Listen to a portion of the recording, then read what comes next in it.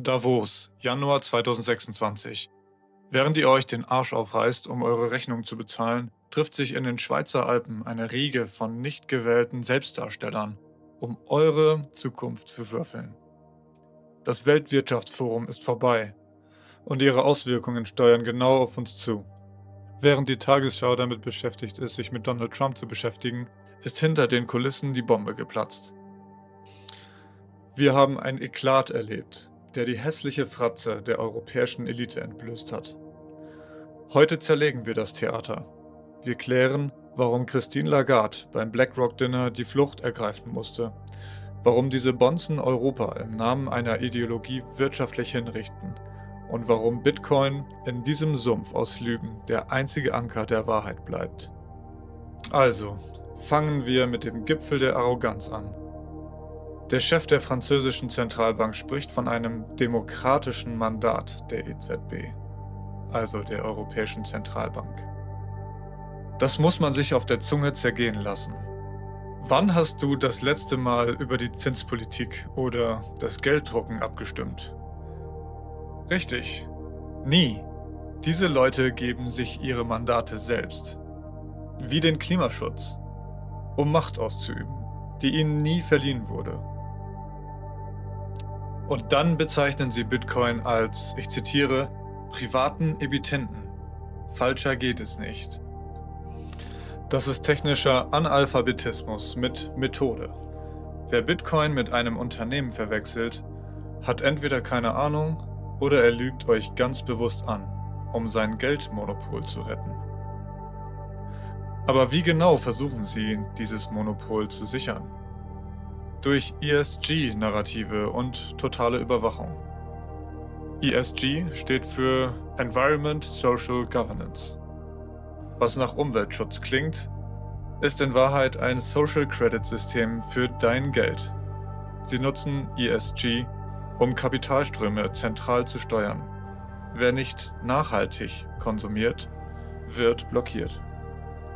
Die bittere Wahrheit ist, die EU schießt sich mit dieser Klimathematik ins Wirtschaftliche aus. Während wir uns mit Mika und CO2-Bürokratie selbst fesseln, findet eine massive industrielle Fluchtbewegung statt. Schaut euch die Fakten an. BASF baut in Ludwigshafen tausende Stellen ab und investiert Milliarden in China und den USA. Der DAX-Riese Linde hat Frankfurt den Rücken gekehrt und ist nach New York abgewandert.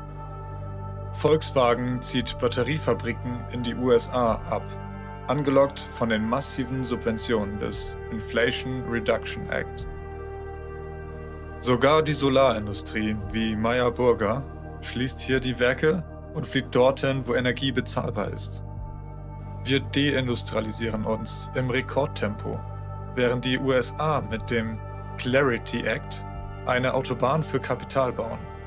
Es ist ein Geisterfahrerkurs und wir wundern uns, warum uns die ganze Welt überholt.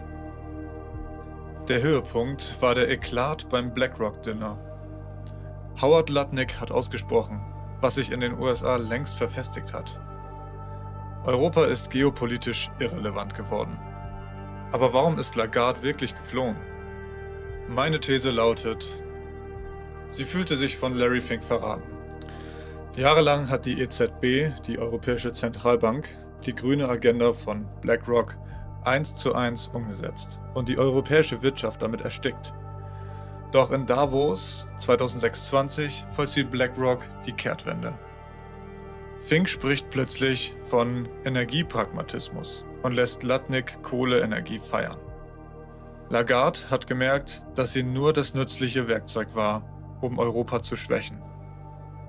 Ihr Abgang war die pure Verzweiflung einer Elite, die merkt, dass die Wall Street sie fallen lässt, weil Bitcoin und nationale Energieunabhängigkeit jetzt profitabler sind. Macht euch keine Illusion. Die Inflation wird nicht aufhören. Die Eliten spielen dieses Spiel so lange weiter, bis der Bürger wirklich gar nichts mehr hat. Sie drucken Geld, entwerten eure Lebenszeit und kaufen sich davon reale Sachwerte.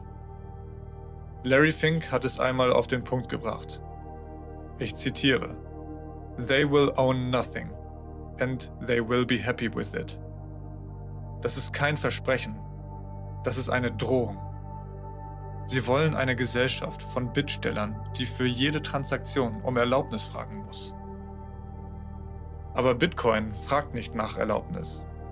In einer Welt voller Lügen ist Bitcoin die Rückkehr zur Vernunft.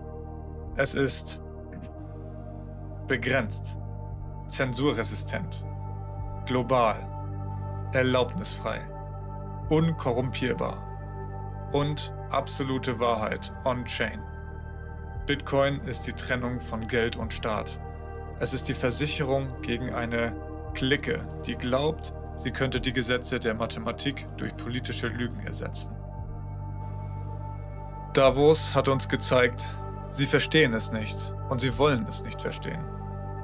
Während sie den Nachtisch verweigern, verweigern sie euch eure finanzielle Zukunft. Aber du hast die Wahl. Willst du ein Rädchen in ihrem programmierbaren Gutscheinsystem sein? Oder nimmst du deine Souveränität selbst in die Hand? Informiert euch, nutzt Hardware-Wallets wie die Bitbox und lasst euch nicht blenden. Informiert eure Freunde und Familie. Be free. Save energy in BTC.